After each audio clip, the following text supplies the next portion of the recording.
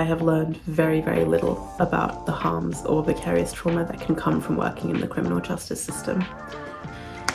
And one of the aspects that I think is probably very intimidating to me as an early professional about working in criminal justice is the lack of support. I've talked to a lot of people who have worked or are currently working in the system, and the one thing they all tell me is that because it is such a stressful job, it's really important to have an adequate and strong support system, because if you don't, it's very easy to get burnt out and disengage from the job. And you hear about a lot of professionals like that who have not been given or had access to adequate support for the work that they're doing, and they've ended up moving to another area of law or another career path altogether after a year or two of working in criminal justice. But yeah, so doing a psych degree, definitely did learn about psychosocial harms and vicarious trauma. We were talking about, obviously, making sure that you have self-care first and foremost, so that you're not always constantly dwelling on, some of the heavy stuff that's in our work.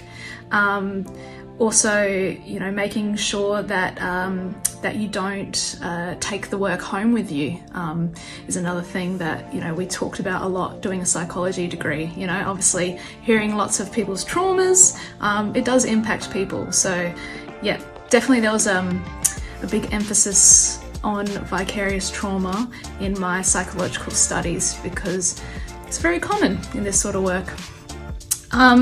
So what gives me passion to work in this area? To be honest, it's inspiring people to change. It's seeing behavioural change as well in populations that haven't previously had the opportunities to be the people that they want to be.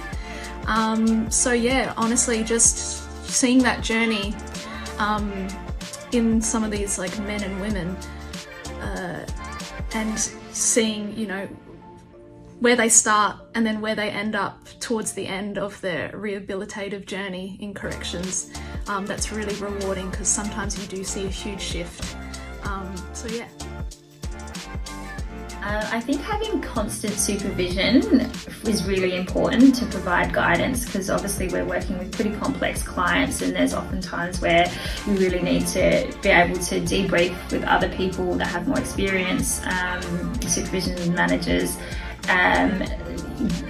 Constantly having someone to go to is really important, and also I feel that professional development and opportunity that your supervisor and manager can is constantly on the lookout for you, for providing you with professional development opportunities as well.